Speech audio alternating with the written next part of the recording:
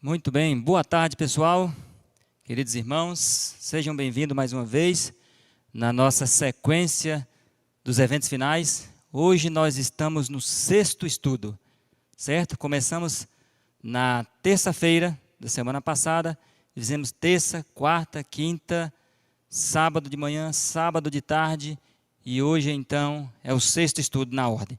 Se Deus permitir, der tudo certo, nós vamos até a 10ª parte. Certo? Então, após esse, ainda teremos 4, no mínimo 4 para concluir. Bom, então eu quero, para começar, como já dei as boas-vindas a vocês, uma boa tarde. Na presença de Deus, vamos começar esse estudo e nós vamos todos juntos para podermos começar nosso estudo, aprender de Jesus, que é nosso humilde e grande Senhor. Vamos, na presença dEle, cada vez mais crescer e aprender. Então, nós vamos ler um texto da Palavra de Deus, como costumeiramente, e na sequência nós iremos fazer uma oração, certo? Então, nós vamos ler o texto de Daniel, capítulo 12, versículo 1.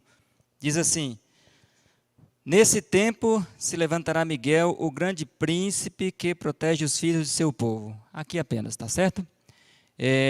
Vamos, nesse momento, fazermos uma oração para podermos começar. Querido Deus, Pai que estás nos céus, estamos, Senhor, na Tua presença mais uma vez, para buscar a Tua sabedoria, a Tua direção e a iluminação do Teu Santo Espírito. Nos ajude nesse momento, Senhor, ao estudarmos a Tua palavra, que possamos absorvê-la, o que ela tem para nos ensinar. E através do estudo da mesma, que possamos, Senhor, crescer espiritualmente e mais ainda receber do Teu Santo Espírito o poder para que o nosso caráter venha a ser transformado, venha assim, Senhor, solidificado na verdade presente e através do mesmo o Senhor nos prepare cada vez mais para os eventos finais que em breve se desenrolarão diante de nós, em nome de Jesus. Amém. Muito bem, meus irmãos. Então, nosso tema de hoje, como você vê na tela aí, é o fechamento da porta da graça. Nós falamos ontem sobre o decreto dominical, falamos todos os detalhes e tudo aquilo que envolve ele, né? Desde a sua fase, recapitulamos um pouco ontem na sua fase inicial, lá na sacudidura, o seu desenvolvimento, as suas fases também, que são as 5 fases, né, do decreto dominical, com as suas consequências consequentemente junto, e terminamos ontem, fizemos apenas uma breve pincelada na questão do decreto universal de morte, porque tem a ver com o decreto dominical, apesar de ele só vir depois do fechamento da porta da graça. Nós vamos entender isso da manhã para frente. O decreto de morte universal só vem depois do fechamento da porta da graça, mas ontem a gente deu uma pequena pincelada apenas para ter noção, porque ele está dentro do contexto do decreto dominical. E hoje nós iremos falar sobre o fechamento da porta da graça. Agora, eu fiquei devendo para os irmãos, eu acho que foi para o irmão André Gouveia, ou foi outro irmão que perguntou aí, como nós falamos ontem sobre o decreto dominical, um irmão perguntou quando seria o momento de podermos sair das grandes cidades, né? Eu não sei se eu li o texto ontem para os irmãos, para as pessoas, e se eu não li, eu acredito que eu não li, eu esqueci. Eu vou ler o texto do Eventos Finais, só complementando uma parte do estudo de ontem. Então, Eventos Finais, página 106. E vocês podem conferir aí. Quando é o momento de sairmos das cidades, né? Foi a pergunta de um irmão. Diz assim: como o cerco de Jerusalém pelos exércitos romanos era o sinal de fuga para os cristãos judeus, assim o arrogar-se nossa nação, o poder no decreto que torna obrigatório o dia de repouso papal, será isso uma advertência para nós. Será então tempo de deixar as grandes cidades, passo preparatório ao sair das menores, para lares retirados em lugares solitários entre as montanhas. Entenderam? Então, quando é o tempo limite máximo para sair das grandes cidades, é o decreto dominical, a lei dominical, lá na fase da sacudidura. Então, quando ele sair nos Estados Unidos, como nós vivemos num mundo altamente globalizado e tecnológico, Então, nós iremos saber, ao mesmo tempo, praticamente todo mundo, aí podemos saber que esse é o momento final de sair das grandes cidades. O momento ideal para quem tem condições, como falamos ontem, é hoje. Se você tem condições de sair da grande cidade e ir para uma cidade menor, hoje seria o ideal. Mas Deus sabe que nem todos podem sair no momento, devido às suas profissões, suas atividades, seus vínculos. Aí Deus estabeleceu que a lei dominical lá nos Estados Unidos é o momento para sair das grandes cidades, o último momento, tá certo? E aí, sucessivamente, para as menores e menores, até chegar ao ponto de ir para as montanhas mesmo, tá bom? Então, que Deus possa nos ajudar, né, com esse propósito. Vamos então falar sobre o fechamento da porta da graça. Temos aí na tela nossa uma portinha lá no fundo, no meio do horizonte, simbolizando aí a porta da graça para o planeta Terra. E hoje nós vamos falar sobre o fechamento da porta da graça para o planeta Terra todo. Não é mais para a igreja, certo? Para a igreja, nós já falamos isso, que foi lá na sacudidura, lá no estudo de quarta-feira. Hoje, vamos falar do fechamento da porta da graça para o mundo todo. Então, nós encontramos na figura seguinte a pergunta com as respostas. Certo? Quando fecha a porta da graça, eu li para vocês Daniel 12:1. Naquele tempo se levantará Miguel, que é Jesus Cristo, o grande príncipe que protege o seu povo. Ele se levanta por quê? A expressão é literal. Miguel está sentado no trono, à direita do Pai, certo? E está fazendo o quê? Juízo. Está Jesus fazendo ali a sua obra intercessória pela humanidade. No caso, quando Jesus completar o seu trabalho, o que ele faz? Ele se levanta. Levanta do seu trono, e aí agora para retirar-se do santuário celestial. Terminou a sua obra intercessora, terminou a sua obra de advogado. Apocalipse 22:11, aqui também nos orienta esse texto e nos fala o momento que ocorrerá no planeta Terra e especialmente as palavras que Jesus falará. Jesus levanta, conforme Daniel 12:1, e aí ele fala as palavras de Apocalipse 22:11. E a irmã perguntou ontem, a irmã Gisele, então está aqui. No momento que a porta da graça se fecha para o mundo todo, Jesus levanta-se e de pé ergue os braços e fala: quem é limpo, continue a limpar-se mais ainda. Quem é justo, continue a justificar-se mais ainda. Quem é santo, continue na sua santidade. E do outro lado ele também diz: quem é imundo, continue na sua imundícia. Quem é sujo, continue na sua sujeira. E quem é injusto, continue na injustiça. Ou seja, ali fechou a porta da graça para o mundo todo. Acabou o momento para o planeta Terra poder buscar a salvação. Certo? Completou a obra de Jesus, completou a obra de salvação. Vamos adiante então. Olha aqui o texto do Primeiros Escritos na página 279, fazendo menção deste acontecimento no céu. Vi anjos indo aceleradamente de um lado para outro no céu. Olha a comoção do céu. Vi um anjo com um tinteiro de escrivão ao lado, voltou da terra. Um anjo com um tinteiro de escrivão ao lado da sua cintura é o anjo selador, aquele anjo especial de Ezequiel 9 e de Apocalipse capítulo 7, voltou da terra, aquele que dá ordem para os outros 4 anjos, e referiu a Jesus que sua obra estava feita, a qual? A obra de selar. E os santos estavam numerados e selados. Só um parênteses aqui para você aí que talvez que não entende o assunto dos 144 mil por completo, certo? Então, quando os santos estiverem numerados, completo a obra deles, do Espírito Santo, ele sobe, esse anjo aqui é o Espírito Santo, em outro texto menciona isso, nós não vamos adentrar aqui no assunto, mas em outro texto menciona isso. Então, esse anjo aqui numera os santos, número 1, número 2, número 3, já foi número 1, né? Está lá no passado. A número 1 dos 144 mil está escrito lá no Testemunhos Seletos, que foi a Stephen, a esposa do Leonardo Haskell, né? Do Leonardo Hastings. A irmã Hest, é tanto nome que a gente confunde. É a Stephen Hastings, está no Mensagem Escolhida. Ela foi a pessoa que abriu a contagem dos 144 mil, a número 1 dos selados, porque ela foi a primeira a morrer e automaticamente naquela época só selava após a morte. E então, numera, então o número é literal, 144 mil é isso mesmo e pronto, completou o número, está numerado, todo mundo, selado. Então vi Jesus que tinha estado a ministrar diante da arca, que é o trabalho que ele faz hoje especial, a qual contém os 10 mandamentos, lançaram o incensário. O que representa o incensário? Representa os méritos de Jesus. Então, Jesus acabou de interceder pela humanidade, ele diz assim, meus méritos não são mais para ninguém, e joga do lado, não recebe mais a oração de ninguém na terra, e não intercede por ninguém. Lançando o incensário de lado, Jesus disse que não intercede por mais ninguém no planeta Terra. Levantou as suas mãos, e com grande voz disse, está feito.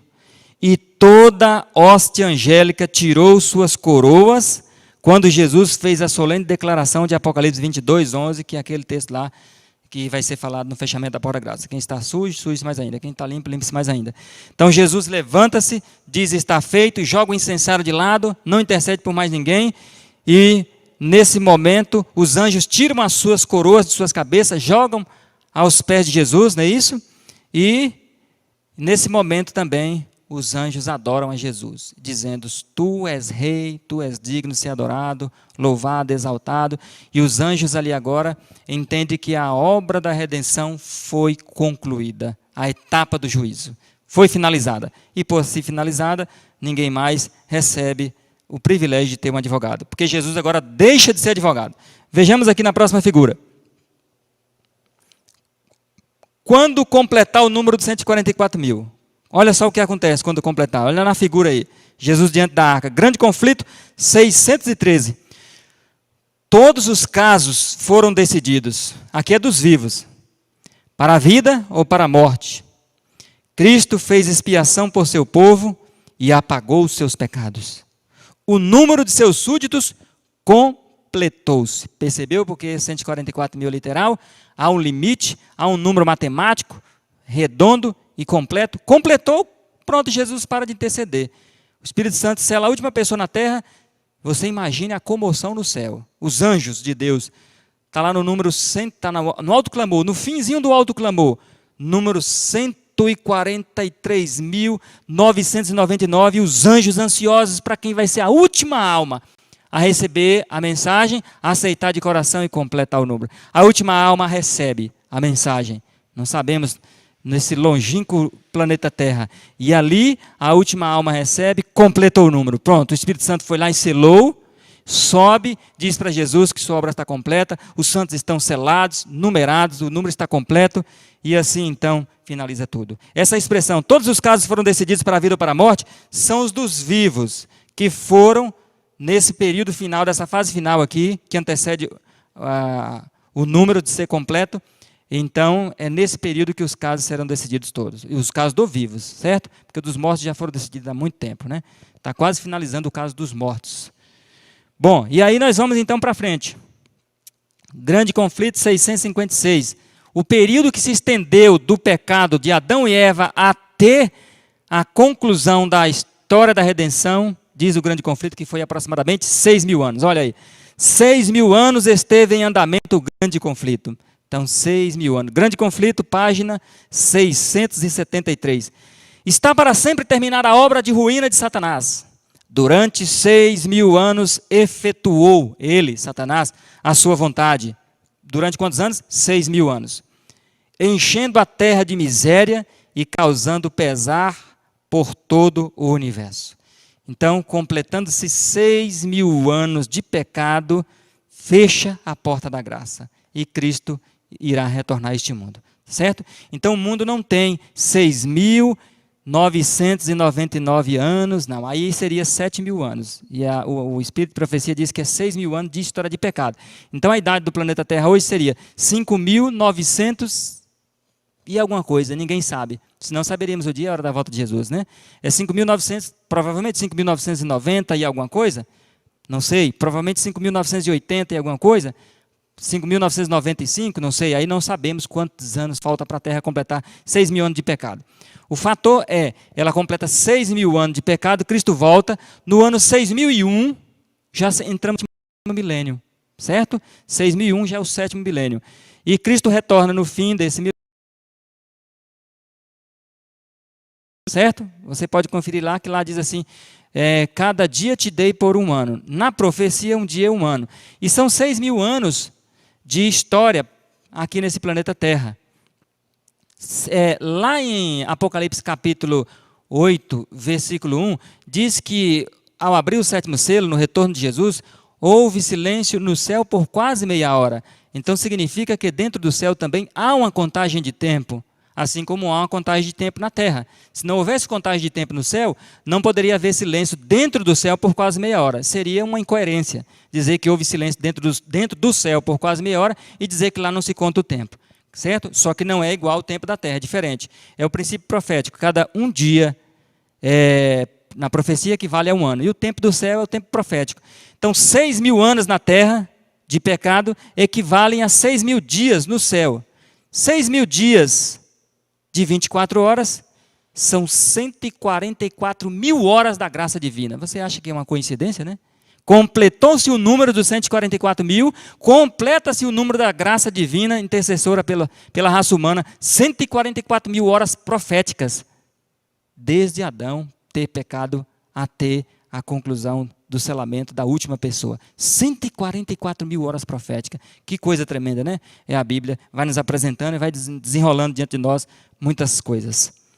Talvez lá para semana que vem nós vamos abordar melhor esse assunto aqui, na volta de Jesus, vamos falar, né, de Apocalipse capítulo 7:1, com maiores detalhes. Bom, nessa figura nós encontramos aqui a outra pergunta. Que hora fechará a porta da graça? Vamos aí abrir Amós, capítulo 8, versículo 4, ou capítulo 8, versículo 9, digo, né? Amós, ele nos dá uma direção do momento em que a porta da graça se fecha, e nesse instante nós vamos saber que muitas coisas acontecerão no planeta Terra, muitas coisas misteriosas. Amós capítulo 8, versículo 9. Naquele dia, diz o Senhor. Essa expressão naquele dia é fazendo referência à mesma expressão de Isaías 22, 12 a 14. Naquele dia é no dia do juízo investigativo. Então, no fim do juízo investigativo, naquele dia, farei que o sol se ponha ao meio-dia e cobrirei a terra de trevas em pleno meio-dia. E conforme o primeiro escrito aqui, nós vemos assim, ó. Retirando-se Jesus do lugar santíssimo, ouviu tilintar das campainhas sobre as suas vestes, porque na veste do sumo sacerdote, como você sabe, lá no Velho Testamento, ele também usava as campainhas. E Jesus também usa. E ao sair ele, Jesus, do santuário lá, uma nuvem de trevas cobriu os habitantes da terra. Percebeu? Então, Amós diz que Jesus encerra a sua obra ao meio-dia, lá no santuário celestial. Ele termina a obra, e ao terminar a sua obra no santuário celestial, ao meio-dia, a terra será envolvida por umas trevas profundas e penetrantes. Ao meio-dia, o sol, não é que ele vai se pôr, ao meio-dia vai haver um eclipse, algo misterioso aí, inexplicável pela ciência. O sol é símbolo de Jesus também, é o sol da justiça que sai para bons e maus. E nesse período acabou o sol da justiça, não há mais sol da justiça para ninguém, não há mais misericórdia para a humanidade, simbolizado assim pelo escurecimento do sol, que a misericórdia acabou e que chegou ao fim o limite da graça divina. Pontualmente ao meio-dia, e isso será um aviso para os santos. O remanescente de Deus estará no pico final do alto clamor, pregando por todos os lugares, fugindo da presença dos ímpios, mas pregando com ânimo e determinação. Porém, Deus dá um sinal para eles. As luzes da misericórdia e da graça são apagadas na terra, o sol escurece, e os santos, os servos de Deus, entendem que o fim chegou. E esse é um comando de Deus, do Espírito Santo, para que os remanescentes não preguem para mais ninguém. Aí o remanescente entende que acabou, a porta da graça fecha-se para toda a terra, e eles param de pregar definitivamente, e agora fogem definitivamente das vilas e cidades em que se encontram e vão-se embora. Aí alguém deve perguntar assim, mas irmão, como que você pode explicar esse Amós 8:9? O sol vai se escurecer ao meio-dia.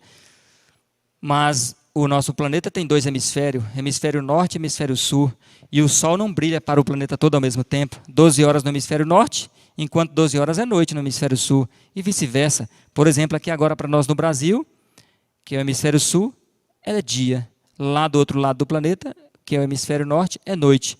Então, como que o sol vai vai escurecer ao meio-dia para quem? O sol vai escurecer meio-dia. Primeiro, nós vamos ver aqui na frente, começa para o lado do Oriente, meio-dia lá, escurece o sol. Aqui para nós é meia-noite, então lá escurece ao meio-dia. E aí passa o processo de 24 horas escuro. Aí atinge os dois hemisférios. Então o dia lá é meio-dia, escuro, e vai até o outro meio-dia. Enquanto aqui a Terra, o dia não amanhece do lado do hemisfério sul, não clareia, né? Então é assim, o Sol vai ficar escuro nos dois hemisférios durante o período de 24 horas. Bom, nessa próxima figura nós vemos que a Terra ficará tão escura como no tempo em que Cristo foi crucificado. Grande Conflito 614, diz assim: deixando Jesus o santuário, as trevas cobrem os habitantes da terra. Naquele tempo terrível, os justos devem viver à vista de um Deus santo sem intercessor. Por que os salvos não têm intercessor? Porque Jesus acabou sua obra de juízo, de investigação por toda a humanidade, de intercessor. Jesus não é mais intercessor de ninguém, nem dos santos, nem do remanescente, nem dos 144 mil. Jesus não é mais advogado de ninguém, ele não tem mais essa função, acabou. É por isso que diz que os santos irão viver no pior tempo terrível, é daqui para frente, que é um tempo que não haverá intercessor para ninguém, que não haverá realmente nenhum sumo sacerdote, nenhum advogado. E daqui para frente você não pode perder amanhã, nós vamos ver que daqui para frente entra o tempo de angústia, o famoso tempo de angústia de Jacó. Daqui para frente começa, porque agora não tem mais. O Espírito Santo é retirado da terra e nós vamos ver amanhã que os salvos não terão mais consciência que os seus pecados foram perdoados. E eles vão entrar em aflição, em angústia tremenda, 24 horas por dia, durante um ano agora. É um processo doloroso, lento e tremendo. Nós vamos ver amanhã que é plano de Deus que os seus servos passem por esse período de angústia de Jacó. Tudo está nas Escrituras e tem seus motivos, certo? E assim, então, a humanidade perdida ficará. Os santos estão selados e salvos. Nesse período, conforme Isaías 26, 21, terá a proteção e abrigo dos anjos, não terá intercessor, advogado, Jesus por eles, mas terá a proteção e abrigo dos anjos, conforme o texto que lemos ontem, e também do Verdade sobre os Anjos, na 274, você conferiu lá, ontem que nós citamos aqui, no estudo de ontem, né? Agora, olha o que está na tela aí. Após sair do santuário, Cristo ainda tem uma cerimônia a realizar. Você se lembra do texto do Velho Testamento, Levítico 16, 21? Vamos ler aí para ver o que vai nos falar esse texto. Nós, pela figura, a gente já consegue distinguir qual é a próxima ação de Jesus. No Velho Testamento, o trabalho do sumo sacerdote, durante o dia da expiação, finalizava com essa cerimônia aqui. Porá ambas as mãos sobre a cabeça do bode vivo, e sobre ele confessará todas as iniquidades dos filhos de Israel, e todas as suas rebeldias, segundo todos os seus pecados, fazendo-os assim cair sobre a cabeça do bode, e o enviará ao deserto pela mão de um homem designado para isto. Então Jesus termina o seu trabalho no santuário celestial, no lugar santíssimo, sai do santuário, ainda com a roupa de sacerdote e de advogado, dirige-se fora do santuário e levanta suas mãos em direção à terra, onde se encontra Satanás no planeta Terra, que ele não estará no céu, e coloca sua mão uma sobre a outra, e pronuncia uma maldição sobre Satanás. Os pecados dos salvos que foram absolvidos no lugar santíssimo são removidos e lançados sobre a cabeça do inimigo, do causador de todo pecado. Então, o inimigo terá que sofrer, queimar por cada pecado que foi perdoado e absolvido dos salvos lá no santuário celestial. E esses pecados, ele irá queimar por cada um deles. Por isso, meu irmão, que Satanás não quer que você se salve. Por isso que ele vai usar todos os meios, todas as artimanhas de engano e de fraqueza espiritual para você desanimar, para você desistir, porque ele sabe que se você se salvar, é mais lenha na fogueira para ele que se queimar. Mas ele sabe que se você se perder, ele estará livre de queimar pelos seus pecados. Cada um queimará pelos seus próprios pecados, pelos seus próprios erros. Então é claro, é óbvio que para ele é melhor levar o maior número de pessoas para a perdição, porque assim aliviará a sua pena. Claro que isso para ele é muito interessante, mas você não pode deixar que isso aconteça com você. Jesus morreu para te salvar e perdoar os seus pecados e absolver-te e tirar esses pecados e remover das suas costas e lançar sobre o originador do pecado, sobre o acusador dos irmãos. No texto seguinte, vemos aí a figura de Jesus ainda como sumo sacerdote e a seguinte sentença. Após sair do santuário, Cristo ainda tem uma cerimônia a realizar. Não sei se você sabia dessa cerimônia, dentro do céu, é essa que nós estamos mencionando aqui. História da Redenção, página 403, diz assim: Jesus demorou um momento, olha só que interessante o texto, no compartimento exterior, de fora do santuário celestial. E os pecados que tinham sido confessados, enquanto Jesus esteve lá no lugar santíssimo, dos salvos, os pecados dos salvos, foram colocados sobre a cabeça de Satanás, o originador do pecado, que deve sofrer o castigo deles, dos pecados dos salvos. Entendeu aí agora? Então, e esse aqui não são os pecados apenas dos 144 mil, que de repente você já imaginou essa pergunta aí. Vamos responder logo ela aqui. Esse aqui é o pecado de todos os salvos, da grande multidão de todos os tempos e dos 144 mil. Jesus pega num pacote só e lança sobre a cabeça de Satanás. Lança sobre a cabeça do grande e arqui-enganador. E ele irá de sofrer e irá queimar por todos esses pecados, porque ele também incentivou. Por ele ter incentivado o pecado, ele é uma sociedade anônima entre o pecador e o príncipe do pecado. Então, quem incentiva o pecador a pecar é Satanás. Então, ele tem 50% de parceria dos pecados. E os outros 50% é nós, quando aceitamos e quando permitimos. Vamos na figura seguinte. E os ímpios, irmãos? Os salvos vão saber que a porta da graça se fechou. E os ímpios não perceberão que a porta da graça se fechou para sempre. Grande conflito, 491. Os justos e os ímpios estarão ainda a viver sobre a terra, em seu estado mortal. Estarão os homens a plantar e a construir, comendo e bebendo, todos inconscientes de que a decisão final, irrevogável, foi pronunciada no santuário celestial. Você viu a parte que está grifada aí? Todos inconscientes. Os ímpios vão chamar aí o cientista e explicar aí como é que se deu aqui essa escuridão, como é que se deu aqui esse eclipse, não sabemos nem explicar como vai ser, né? Mas os ímpios vão chamar o cientista para explicar e eles darão uma mera explicação lá, como fizeram no tempo de Noé, quando as pessoas entraram na arca e os animais, né? Os animais vieram sozinhos, conduzidos por mão de anjos, e entraram na arca. E então foram chamados os filósofos da época, porque foi uma cena impressionante, um leão entrando na arca sem mexer com ninguém, sem maltratar ninguém. E os filósofos tentaram dar suas explicações lá, mas era a mão de Deus por trás de tudo aquilo, colocando os animais dentro da arca. Hoje, agora, no fechamento da porta da graça, não será diferente. Os ímpios estarão inconscientes e não vão entender que a porta se fechou. Os salvos entenderão. Mateus 24, 37, 39, Jesus disse assim, fazendo referência a esse tempo: como nos dias de Noé, os homens estarão a comer, beber, casar e dar-se em casamento, até que chegou a hora em que Noé entrou na arca e não perceberam. A mesma coisa será. Estarão comendo, bebendo, festejando em suas festas carnavalescas, em suas festas folclóricas, em seus campeonatos de futebol. Estarão assim os homens a festejar e a curtir todos os prazeres dessa vida pecaminosa, enquanto que a porta fechou e a chave foi levada para dentro do céu.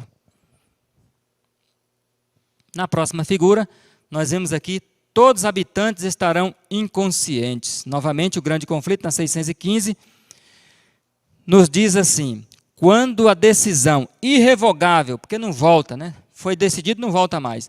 Quando a decisão irrevogável do santuário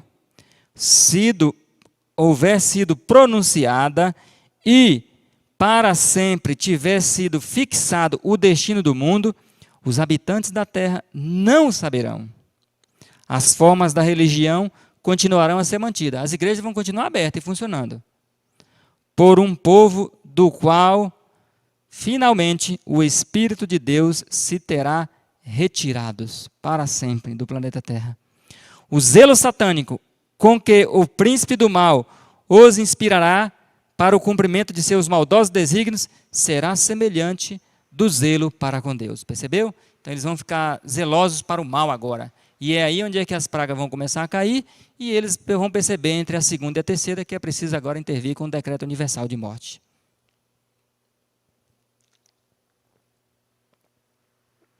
Então, na próxima figura, nós vemos aqui outro fator interessante, que você vai descobrir agora, se você não descobriu ainda. Ao fechar a porta da graça, Cristo sai do santuário. Para onde ele vai? Sai do santuário, vai para onde? Primeiros escritos 281. Via então Jesus depor suas vestes sacerdotais. Olha, ele tira as vestes de sacerdote, Jesus agora vai trocar de roupa. E envergar, ou seja, vestir, seus mais régios trajes. Traje de rei. Jesus agora vai vir na terra como rei. Então ele troca a roupa de sacerdote, sumo, e pega a roupa de rei. Sobre sua cabeça estavam muitas coroas. São 7 coroas. O texto do Primeiros Escritos em outra, lá na página 30 em diante, lá diz, são 7 coroas que Jesus tem dentro da cabeça, simbolizando perfeição e totalidade, né? Sobre sua cabeça estavam muitas coroas, estando uma coroa dentro da outra, cercado pela hoste angélica, deixou o céu. E agora?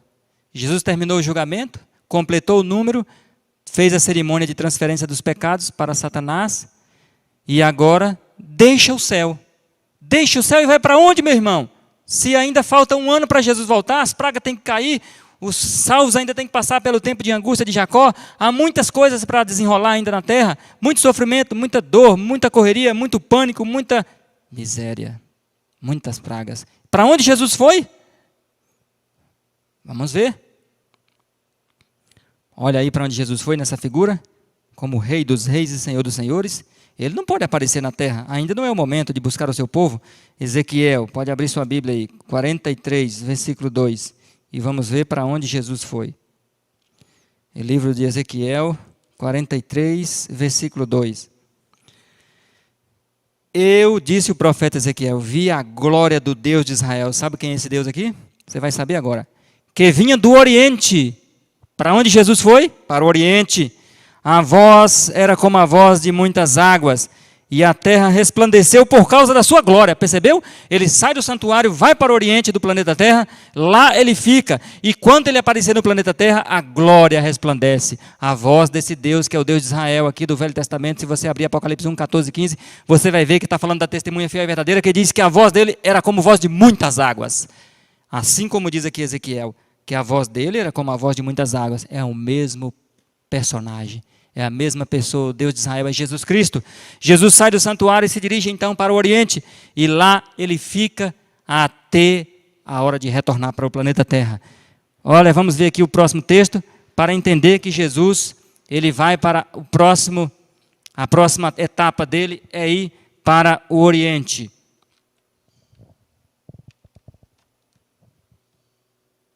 É curioso, irmãos, e interessante esse fato, antes da gente passar aqui para a leitura da próxima figura, que está tudo revelado, né? Deus, ele revelou para o seu povo, através da mensageira dele, através da profetisa dele, da nossa saudosa irmã White, que já é falecida, né? Há mais ou menos mais de 100 anos, na verdade. Então, Deus revelou tudo para ela, os detalhes do que iria acontecer no planeta Terra, minuciosamente. Desde lá da sacudidura, como estamos estudando com vocês aqui, desde terça-feira, né? Até hoje, o nosso sexto estudo. Se você está assistindo só hoje, para você não ficar perdido, não ficar confuso aí, e com muitas dúvidas, muitas perguntas, a gente te aconselha a voltar nos vídeos lá atrás, anteriores, e você estudar e vê-lo, comparar, conferir devagar, texto com texto, para você se situar aí no nosso estudo e não ficar assim perdido, certo? Porque ainda temos as outras partes, e aí você não vai ficar confuso e nem perdido diante do nosso estudo. Então, nós vamos aqui na próxima figura para ver para onde Jesus foi. Maranata, meditação matinal, página 285. Vi uma nuvem flamejante aproximar-se de onde Jesus estava, lá no santuário. Então, Jesus tomou o seu lugar na nuvem, que o levou para o Oriente, onde ele apareceu primeiro aos santos na terra. Uma pequena nuvem escura, que era o sinal do Filho do Homem. Enquanto a nuvem, olha aqui, passava do Santíssimo, de onde ela pegou Jesus, para o Oriente, o que levou vários dias. A sinagoga de Satanás adorava prostrada aos pés dos santos. Então, nós temos aqui alguns fatores a examinar. Então, a nuvem, o carro flamejante, pega Jesus lá no santuário, de frente do santuário, né, fora do santuário, na verdade. Jesus entra na nuvem, e ele vai em direção ao Oriente, o que leva muitos dias, porque é longe, né, irmãos? A eternidade, o terceiro céu, até o Oriente, que o Oriente é onde fica o Sol, o nosso Sol, ali é o Oriente, certo? Então, você imagina, não é pouca coisa, irmãos, é muito longe. Nós vamos ver na frente que, humanamente falando, seria mais ou menos 1.500 anos de distância, viajando à velocidade da luz, do Sol para o santuário. Você gastaria 1.500 anos. E Jesus vai fazer isso aí em alguns dias, aqui não fala quantos, mas fala em alguns dias, saindo lá do Oriente lá do céu para o Oriente, onde apareceu primeiro aos santos na terra. Não é que ele vai para o Oriente, que é onde fica o Sol hoje, e já vai aparecer instantaneamente para os santos, não. É que a irmã já está dando sequência aqui nos acontecimentos. Ele vai para o Oriente, fica lá, o período de 1 ano, após o derramamento das 7 pragas, então ele se aproxima da terra, e aí os santos é quem vai recepcionar Cristo primeiro, os santos vivos, né, dos 144 mil. A sinagoga de Satanás, nessa época, durante as pragas, nós vamos ver no período das pragas, nós vamos ver quem é a sinagoga de Satanás. É uma organização religiosa, grande, que o próprio Espírito de Profecia define, né, que guarda o sábado também, mas que não foi santificado pela terceira mensagem angélica. Nós vamos ver que eles vão ser os primeiros, está escrito, viu? Nós vamos ver isso nas pragas, não sou eu que estou falando, não. Vão ser os primeiros a receber as 7 pragas. E aí, portanto, eles vão adorar os pés do santo, que vão reconhecer definitivamente que a verdadeira igreja de Deus sempre foi o remanescente fiel, sempre foi aqueles que fizeram as reformas em tempo hábil. Bom, na próxima figura aqui, nós encontramos aqui por que o Oriente. Alguém vai se perguntar aí. Texto de Gênesis 2:8. E plantou o Senhor Deus um jardim no Éden, na direção do Oriente, e pôs nele o homem que havia formado. O Oriente, irmãos, por que Jesus vai para o Oriente? Existem vários motivos. Primeiro, porque o Oriente foi de lá que o planeta começou a girar, certo? O jardim do Éden foi feito, e o jardim do Éden foi feito na direção do Sol. E ali Deus deu corda ao planeta, para o planeta começar a rodar. Então, por isso que o mundo começou pelo Oriente, tudo começa pelo Oriente. Também, a tríplice mensagem angélica, conforme Apocalipse capítulo 7, começa pelo Oriente, simbolicamente falando, né, que o Oriente é o começo do dia ali do Sol, como se fosse o início de tudo. E Jesus vai para lá para o Oriente, porque é de lá que ele vai concluir a sua obra.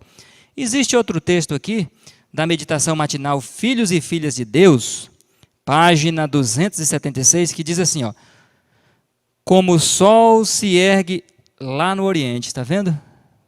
O Oriente fica de frente do Sol, porque é lá que começou o planeta a girar. Como o sol se ergue no Oriente e caminha para o Ocidente, enchendo o mundo de luz. Então é por isso que Jesus vai para o Oriente, que de lá ele vai direcionar um trabalho especial. Na próxima figura, nós vimos aqui que ele virá do Oriente. Mateus 24, 27. Olha que texto interessante que Jesus pronunciou, e os discípulos da época, claro, não entenderam. A gente costuma classificar isso aqui como as mensagens de Jesus proféticas que não foi para o seu tempo, né? Os textos codificados, e havia códigos aí que os discípulos não entenderam. Mateus 24, 27 diz assim, ó, pois assim como o relâmpago sai do Oriente e se mostra até o Ocidente, assim será a vinda do Filho do Homem. Deixa eu te fazer uma pergunta. Relâmpago só vem do Oriente? O relâmpago vem de toda direção? Claro, obviamente, relâmpago vem de toda direção. Relâmpago não vem só do Oriente. Mas Jesus quis fazer a aplicação à sua volta, que assim como o relâmpago sai lá do Oriente, porque ele vai começar a aparecer lá no Oriente, para o planeta Terra. E nós vamos ver isso aqui, a sequência de textos falando isso. Então, ele está falando, assim como o relâmpago sai lá no Oriente, eu virei do Oriente para o Ocidente. Então, eu vou aparecer primeiro no Oriente do planeta Terra e depois no Ocidente. E assim serei visto em todo o planeta. O que Jesus vai fazer no Oriente? Está aí, a sua pergunta vai ser respondida com Isaías 26, 21. Vamos ler primeiro o Testemunho para Ministro, página 182. Virá ele, Cristo, para punir os habitantes do mundo. O que ele vai fazer no Oriente? Punir os habitantes do mundo por sua iniquidade. E a terra descobrirá o seu sangue e não encobrirá mais aqueles que foram mortos. Então Jesus vai punir os habitantes da terra do Oriente. Punir como assim, irmãos? Vamos abrir Isaías 26, 21, para entender como que Jesus irá punir os habitantes. Isaías 26, 21. Vede, o Senhor sairá do seu lugar. Lembra que diz a Maranata que ele sairá lá do santuário celestial e vai para o Oriente? Ele vai sair do lugar dele. Sairá do seu lugar. Conforme também Ezequiel 43, 1. Para castigar os moradores da terra, por causa de sua iniquidade. Só até essa parte aqui, até aí vem falando que a terra vai descobrir o seu sangue. Então Jesus sai do santuário, vai para o Oriente, sairá do seu lugar, que é o santuário, para castigar os moradores. Castigar como?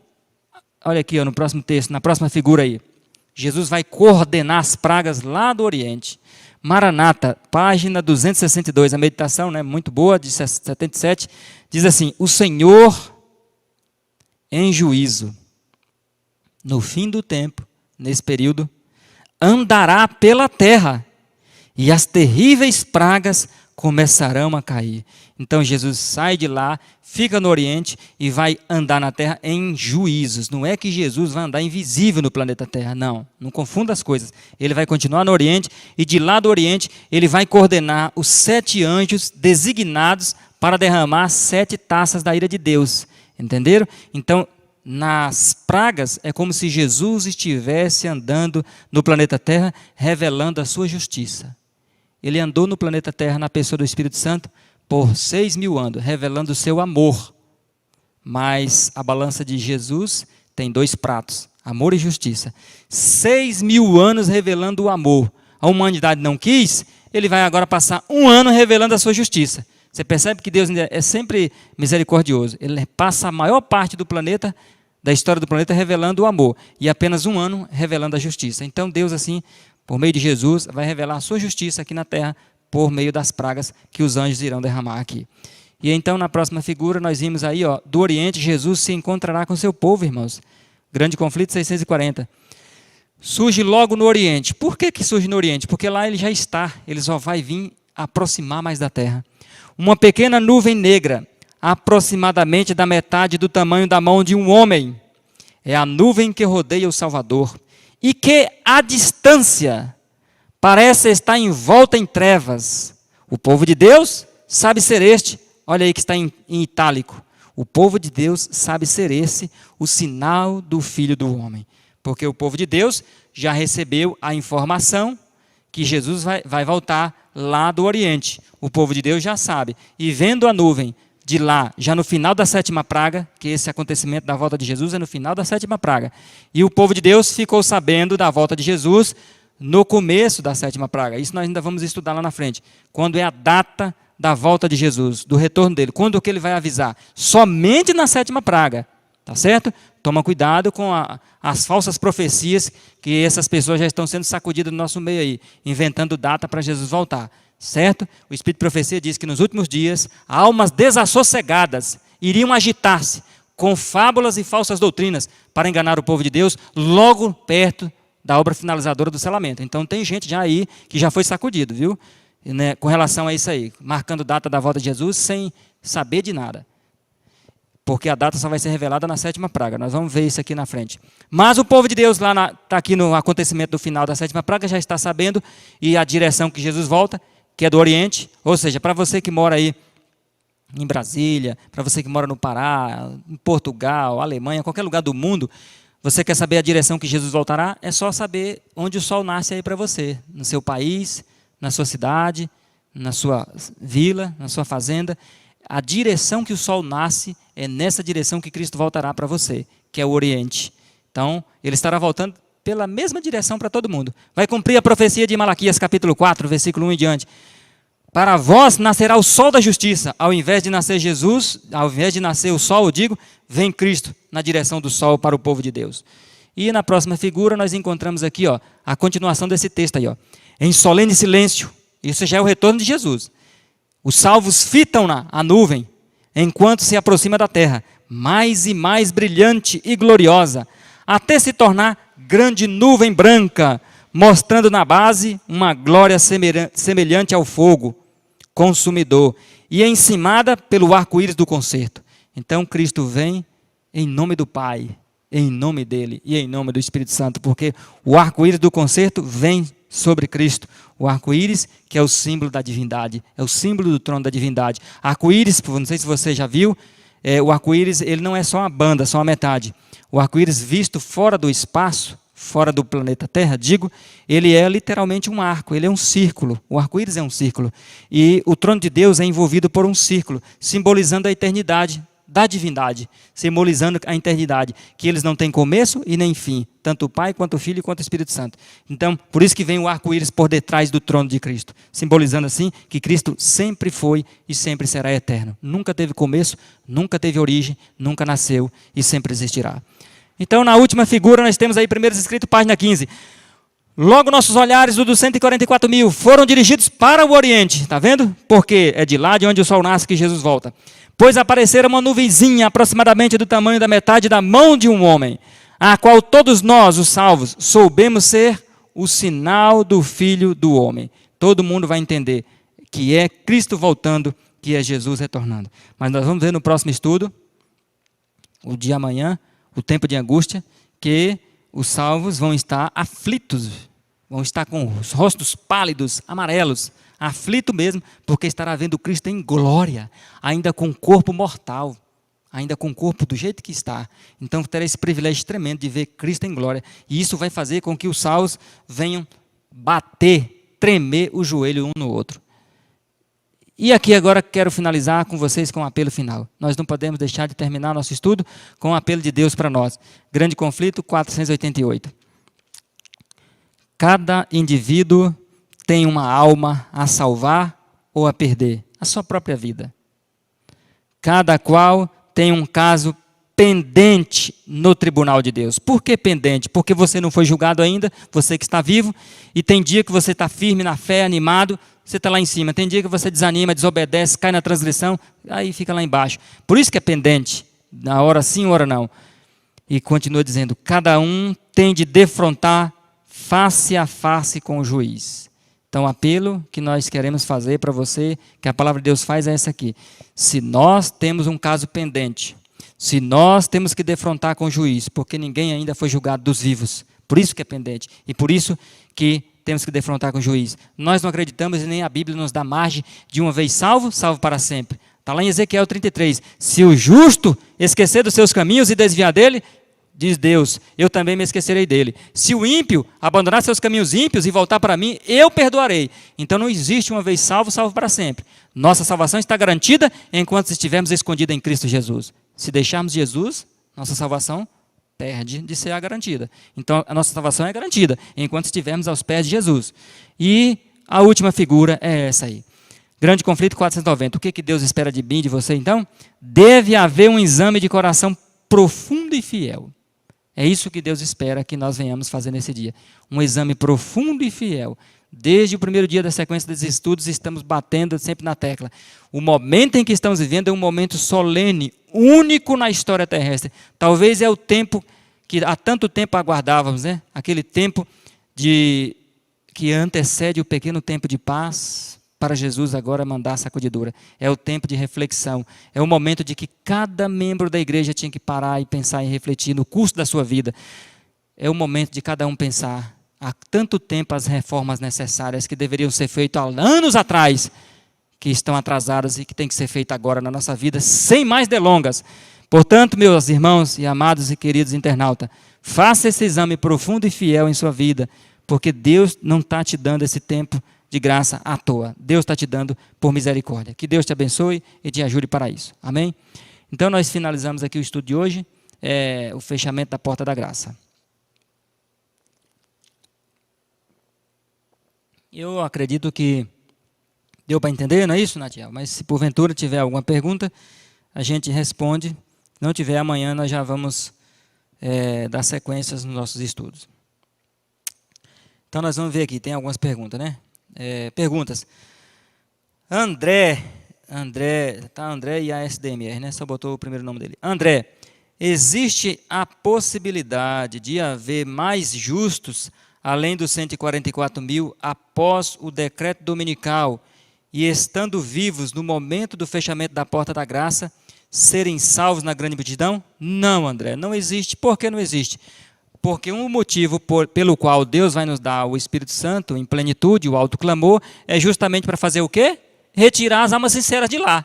Então, se ele é justo, André, ele ouviu no alto clamor, certo? Se ele é sincero, a mensagem chegou até ele, ele ouviu. Lembra que nós falamos disso aqui no estudo nosso sobre o alto clamor, pode voltar lá, do eunuco que estava lendo as Escrituras, e Filipe passou e o Espírito Santo falou para Filipe, Filipe, para aí. olha ali aquele rapaz ali, aquele rapaz é sincero, prega para ele. Então, André, o que vai acontecer no alto clamor é isso. A igreja não vai mais direcionar ninguém para pregar em tal cidade, tal lugar, tal lugar. É o Espírito Santo que vai falar na mente de cada um daqueles que receberam o poder de Deus, a chuva serôdia.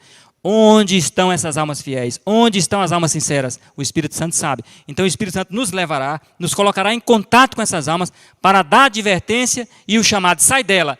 Todos ouvirão, André. Não há nenhuma possibilidade de alguém ser justo e não ouvir esse chamado e morrer fora. Certo? Paulo Barbosa. Existe algum sinal que mostra que os casos dos mortos passaram para os vivos? Existe, irmão. No estudo que nós fizemos, se eu não me engano, foi o de... Mas eu vou abrir aqui para o irmão. Um minuto. Foi o estudo sobre o Espírito Santo sendo derramado, sobre a sacudidura. Foi o estudo sobre a sacudidura. Então, o estudo, irmão, lá tem um sinal que nós vamos saber quando passará para o caso dos vivos. Eu vou ler o texto para o irmão, e então o irmão vai saber quando é o momento que vai passar para o caso dos vivos, certo? É no momento da sacudidura, irmãos. Quando a lei dominical for sancionada, e os países, eu vou abrir o texto aqui, e os países assim aceitarem, meu irmão, então o caso dos justos vivos chegou.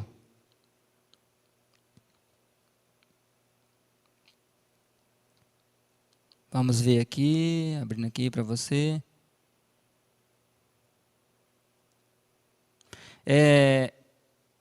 Não é esse.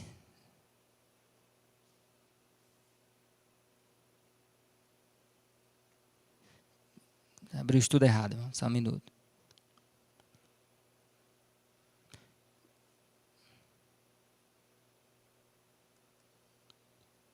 Que é muito estudo, né? Aí a gente até achar a pasta certa aqui, tem trabalho.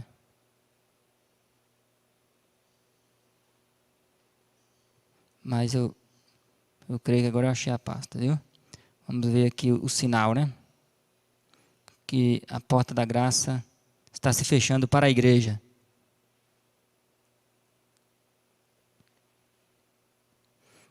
Vou ler para você, achei. Maranata 162. A lei dominical é a prova pela qual o povo de Deus tem de passar antes de ser selado. Então, no momento da lei dominical, é que passa para os vivos. Continua. Todos os que demonstrarem lealdade a Deus, observando sua lei e recusando aceitar um falso sábado, colocar-se-ão sob o estandarte do Senhor, Deus Jeová, e receberão o selo de Deus vivo. Percebeu? Então, você passa pela sacudidura, você é aprovado.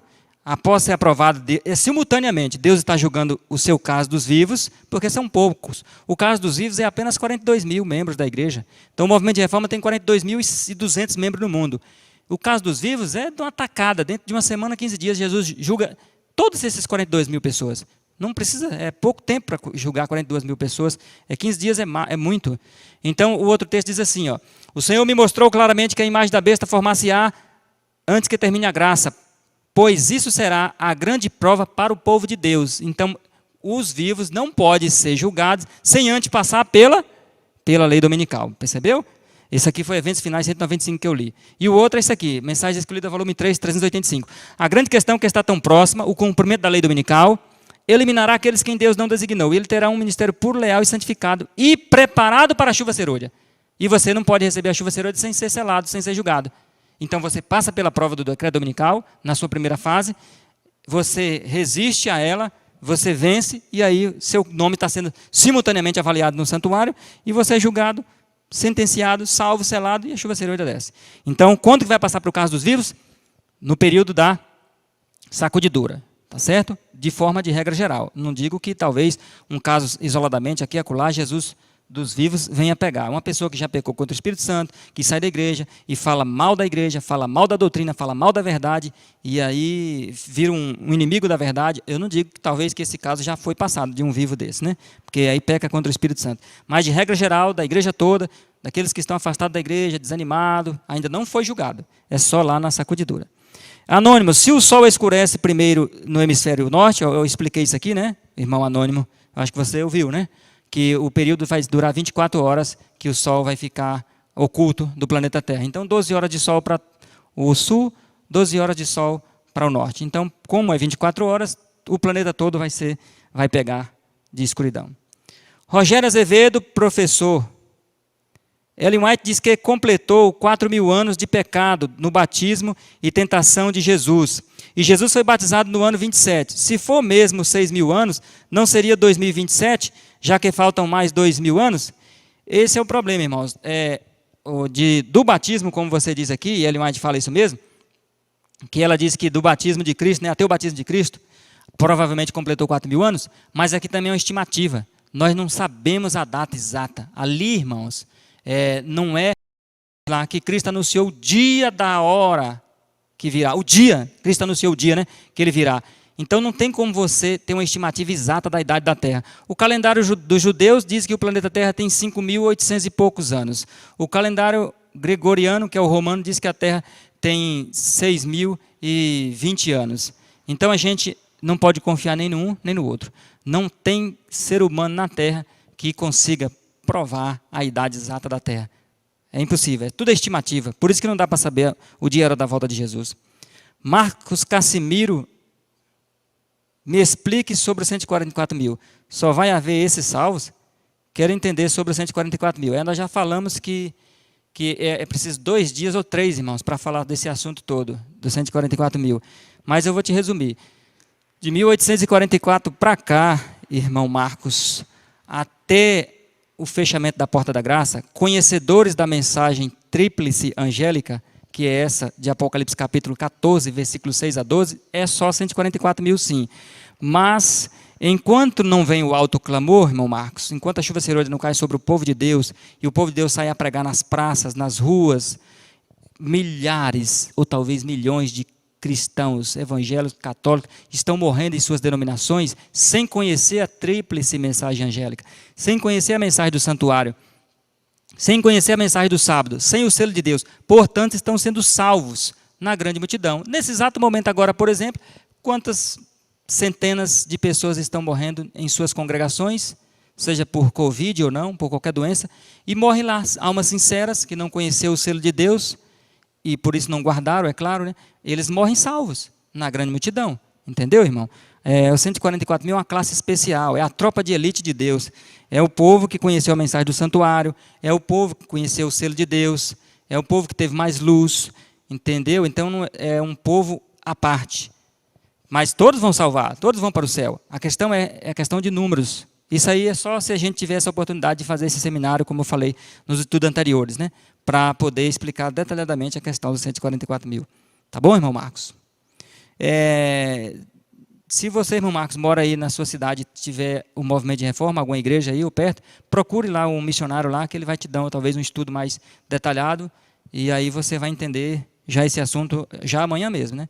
Divani Martins, os que morreram fiéis não vão passar pelas perseguições? Vão, irmã Divani, nós vamos ver isso no período das pragas, né?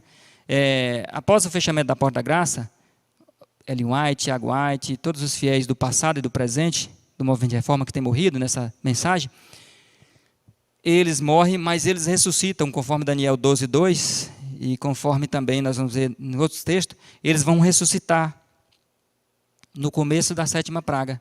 E como as pragas são cumulativas, irmã Divani, cai a primeira, depois de um período cai a segunda, depois de um período cai a terceira, e elas não param de cair. Enquanto a 5ª cai, a primeira, a segunda, a terceira e a 4ª está caindo. Enquanto a 6ª cai, está caindo as 5 também ao mesmo tempo. Elas não param de cair. Enquanto a 7ª cai, as 6 estão caindo. Então, o povo de Deus, dos 144.000 que estão dormindo no pó, ressuscitam no começo da 7ª praga, que cada praga dura uma média de 50 dias, mais ou menos. Então, sendo assim, eles ressuscitam no começo da 7ª praga e vão passar por todas as 7 pragas, por onde eles estiverem, Brasil, Estados Unidos, China, Paraguai, Japão, onde tiver um fiel do remanescente do povo de Deus, ressuscita no começo da 7ª praga, e as pragas não param de cair, e a perseguição também não para de perseguir. Portanto, todo mundo vai passar pela angústia de Jacó, os vivos e os mortos, todo mundo vai passar pelas pragas, os vivos e os mortos, com um diferencial: quem morre agora passa por um período curto. A irmã entendeu? E quem continua vivo até o finzinho passa por um período maior. A diferença é só tempo, duração. Então é assim, Quem estiver vivo até a volta de Jesus, assiste o filme todo, assiste o filme completo. Quem morrer agora, ressuscitará na 7ª praga, no começo dela, assiste só o último capítulo do filme, só a cena final do filme, só que em intensidade. Milson Lima, em que época nas pragas parte dos 144 mil que estão mortos ressuscitarão? Já falamos, né, irmão Milson? Mas nós vamos falar isso lá no estudo das pragas. Talvez quarta-feira, né? Eles ressuscitam no começo da 7ª praga. Quando o Pai fala está feito, dá um terremoto no planeta Terra, abrem as sepulturas, e Caifás, Anás, os soldados que mataram Jesus ressuscitam, e também ressuscitam todos aqueles que foram fiéis à tríplice mensagem angélica. Tá certo? Então, são essas as perguntas. Ok, obrigado os irmãos aí. E vamos então aqui os pedidos de orações de hoje. A irmã Elza Maria, boa tarde. Amada igreja, peço oração por mim, pela minha família, sou de Resende, Rio de Janeiro. Maria da Conceição Ribeiro Lima, agradeço pelo estudo e peço oração pela minha família e familiares. Vamos orar, irmã Conceição. Irmã Antônia Pereira Dourado, boa tarde, peço oração para mim e para minha família. Vamos orar, irmã Antônia. Irmã Sara Caldas, boa tarde, peço oração pela minha família, em especial pelos jovens e por mim. E a Zilda Soares de Oliveira, vamos orar também pela irmã Zilda. Continuo pedindo oração pela libertação espiritual de minha irmã Esméria e meu cunhado Arnóbio. Vamos orar então. Adalberto Aguiar, eu peço oração pelos missionários no Brasil e no mundo. Vamos orar, irmão Adalberto, né? Por todos aqueles que levam a palavra de Deus. Siloé Rodrigues, peço oração por minha filha. Vamos orar pela sua filha, irmão Siloé. Juliana, pela filha dela que é Juliana, e por cada filho que está afastado da igreja de Deus, para que se voltem para o Senhor enquanto a porta da graça se encontra aberta. É verdade, né? Até porque para nós da igreja a porta se fecha antes, né, irmã? Bem antes. Naidi Lopes de Souza Lopes, oração para todo mundo e que essa pandemia passe o mais rápido possível e também para em especial a minha família, disse a irmã aqui. Exatamente, irmã, vamos fazer essas orações com esses pedidos todos aqui para que tudo passe e a obra do selamento possa prosseguir e concluir o mais rápido possível, né? E assim Jesus voltar. Então vamos orar aqui por esses pedidos, vamos apresentar a Deus, esses que acabamos de ler, e também a vida de cada um internauta que nos ouve aí. Vamos orar então, né? Querido Deus que estás nos céus, Pai amado, nós nesse momento, Senhor, final desses estudos, queremos apresentar ao Senhor esses pedidos que aqui acabamos de ler, amado Deus. Sabemos, Senhor, que o Senhor é todo misericórdia, mas também é todo justiça. Mas sabemos que o Senhor, a sua misericórdia, Senhor, sempre nos alcança primeiro do que a sua justiça. A sua misericórdia tem sido estendida, Senhor, por esse planeta Terra, por 6.000 longos anos, Senhor. Nos ajude a aproveitar a sua misericórdia. Nos ajude, Senhor, a correr para os braços cheios de compaixão de Jesus e receber o seu perdão e receber assim, Senhor, a sua aprovação. Queremos apresentar diante de Ti esses pedidos de orações, essas pessoas que pedem, Senhor, pela libertação dos seus pecados em suas vidas, aquelas que pedem pela cura também física, aquelas que pedem pela cura espiritual, daqueles que estão afastados da fé, da igreja, que conhecem a verdade, que o Senhor possa remover as escamas dos seus olhos e fazê-los perceber, Senhor, que o fim está chegando rapidamente. Pedimos, Senhor, que o Senhor nos levante a cabeça, o rosto e nos ajude a olhar para o alto, para Jesus, o nosso sumo sacerdote, que ainda trabalha por nós, para Jesus, o nosso advogado. Nos ajude a entregar nossa causa na mão dele, Senhor, por mais complicada e por mais difícil que seja. Nos ajude a confiar que Jesus é o Senhor das causas impossíveis. Jesus pode, Senhor, desatar os nós que se encontram enrolados as vidas de muitos. Que o Senhor possa resolver os problemas, Senhor, da vida de cada um, que não está ao alcance de cada um. Tenha misericórdia, nos prepare, Senhor, para os eventos finais, nos ajude a estar de pé diante da sacudidura e receber a chuva serôdia para dar o alto clamor em todo o mundo, Senhor, e assim completar o número dos teus súditos e o Senhor voltar o mais breve possível na pessoa do teu Filho. Te pedimos e te agradecemos essas bênçãos, Senhor. Amém. Muito bem, meus irmãos. Então, nós queremos agradecer a presença de você, dizer para você uma boa tarde e amanhã, se Deus quiser e permitir, às 3 horas, você está convidado a entender um pouco mais sobre os eventos finais. Amanhã vamos falar sobre o tempo de angústia. Vamos entrar amanhã num tempo muito difícil, muito cruel, mas pela graça de Deus vamos sair vencedores, porque a Bíblia nos diz que já seremos vencedores. Que Deus te abençoe, te dê uma boa tarde e até amanhã, se Deus quiser.